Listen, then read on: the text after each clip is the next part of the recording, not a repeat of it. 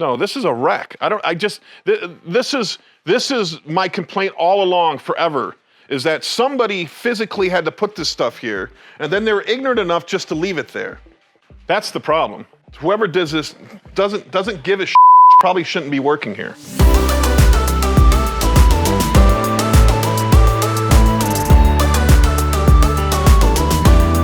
Yeah, those are nice.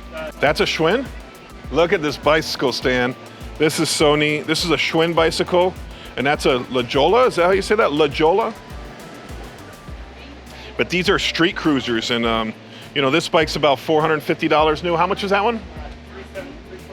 $325 new. So, you know, we put them on consignment. So, you know, always consider consignment. A lot of times my cash price, remember I pay 30% of what I can sell stuff for in cash, you know, but I pay 60% of what I can sell it for in consignment. But they get paid after it sells. So these customers elected to do the consignment. They're incredible bikes, they're in perfect condition, and they're so easy to sell. They're so easy to sell when you have nice bikes like that. Kids bikes, adult bikes, any bikes, good condition bikes, I'll buy year round, I don't care when it is. You know, there's always stuff that you want to buy year round. Air conditioners, fans, bicycles, sporting goods. I just buy that stuff year round because it always sells. Wrestling shoes, you know, I buy wrestling shoes year round, all year round. Wrestling season would start, boom, I'd sell 100 pairs in one day. I mean, that's how it works. We just went over, my sons are playing football right now. We went over to Dick's Sporting Goods, right? The store is empty. But football season is starting right now in Florida, right? The store is empty. We go to the football section, I can't even move in there. I can't even move. Everybody's buying football stuff today. Everybody is. So stuff works in seasons, especially if you're up north.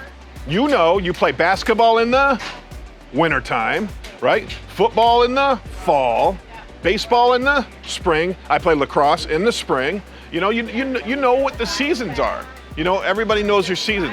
So you buy the stuff in the off season, and then you sell it during the season. I've said it 100 times before, Christmas stuff. Christmas stuff sells year round, so I would never turn away Christmas stuff. And it's so easy to get. I've been to auctions where they'll have like a store, like a business will have a whole room full of Christmas stuff, and nobody will want to buy it. I buy it for $10, and I buy tens of thousands of dollars worth of stuff. Christmas stuff is great to resell. It always sells, and it does sell year round, so keep it in mind all the time. This looks like $7,500 an hour just sitting here? Corporate. Trash. What do you mean, was it? We had it cleaned 3 weeks ago, it wasn't trash. Well, I know, but my problem is not that. This is my problem. It was swept. Everything was swept. We just had to pull everything out to get Esteban. Yeah, but yesterday this was like this. So this wasn't swept. You telling me they did this today? No, this is a wreck. This is my complaint all along forever, is that somebody physically had to put this stuff here, and then they're ignorant enough just to leave it there. That's the problem. Whoever does this doesn't give a shit, probably shouldn't be working here. All right, I always told my staff being over is worse than being short for 2 reasons. 1, shorting the customer the change. 2, best indicator of internal theft. That's right, Biscuit Butt. Biscuit Butt said that. What we were talking about is one of our registers were over $20, and you know, immediately, you know, they thought that somebody was overcharged, but I never think that's the case. I think that the employee maybe didn't ring something in and still had the money in the register. So, you know, cash systems is very important. It was when we did the video about systemizing your store, you know, making sure you have all the different systems, the checklist, the cash control and everything. That's why I love my bin stores, right? My bin stores do not take cash.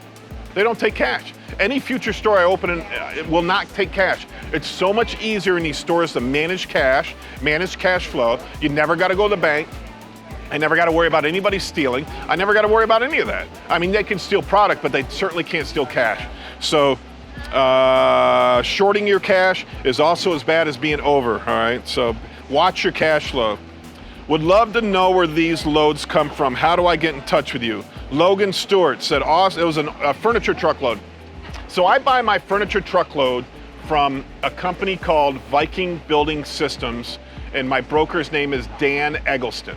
All right, he's out of, I think, Minneapolis, somewhere up north there. I'm in Florida, it's hotter than hell down here. He's up there in the tundra, right? But he's a good dude. I've sent a lot of people his way.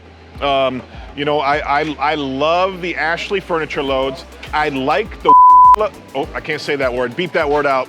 There's another furniture company that I like. Sometimes I get a great load, sometimes I get a marginal load. And that's my problem with the marginal load. There's some warehouses that don't give me very good loads. And when they sell them to me, it's supposed to be everything's bigger than a nightstand and the truck is gonna be full floor to ceiling. I've gotten furniture loads that only had about a quarter full, which really upset me. But as far as the Ashley loads go, I love them.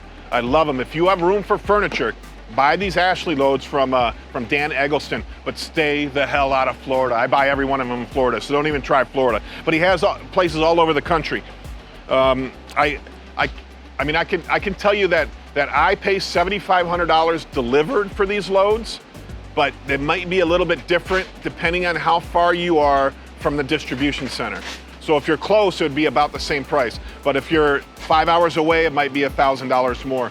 I'm only 30 miles from my local Ashley distribution center, so it works out really good for me. And speaking of Ashley loads, hey, Diana and Paul, we have 2 Ashley loads coming next week. I'll be on vacation. Paul's leaving us again. Two Ashley loads coming next week. It was camping.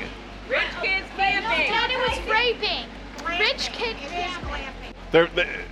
I went camping last week, and they're saying it wasn't camping because we rented cottages. All right, I mean, it was in the woods.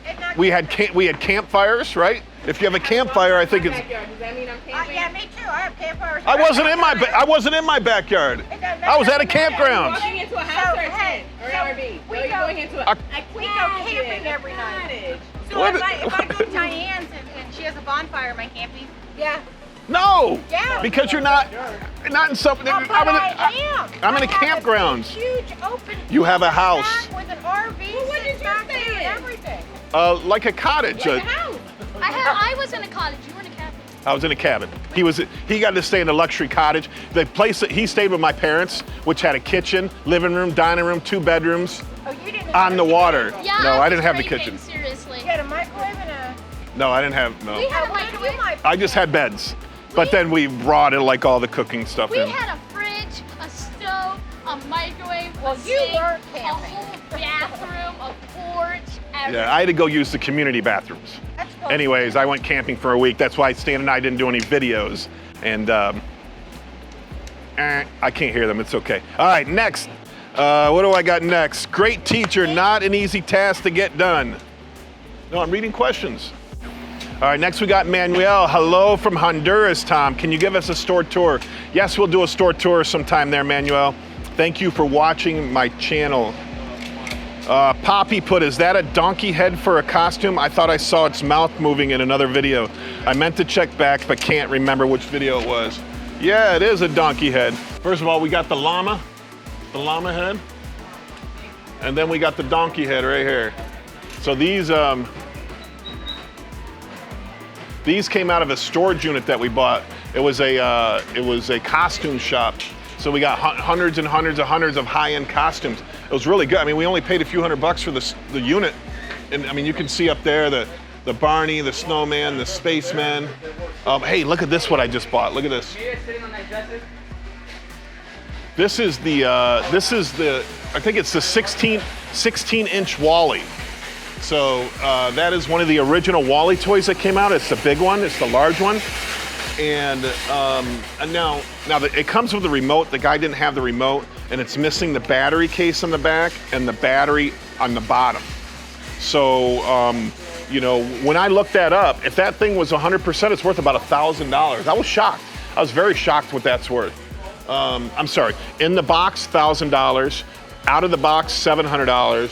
You know, as is about $400. So when I was working the deal with the guy said, just give me $75 for it, I'll take it. I'm like, okay, done. So we put it up on our display rack. Remember, we want to be like a museum here. We want people to walk around this place in awe, like, oh my God, look at how much cool stuff they have in here. So that's why we put anything that we have neat up above around the whole store so you can see. You know, you can see the old radios down there, Singer sewing machine, some of the costumes, you know, this cheerleading from 1990, 22 years old there, an old suitcase.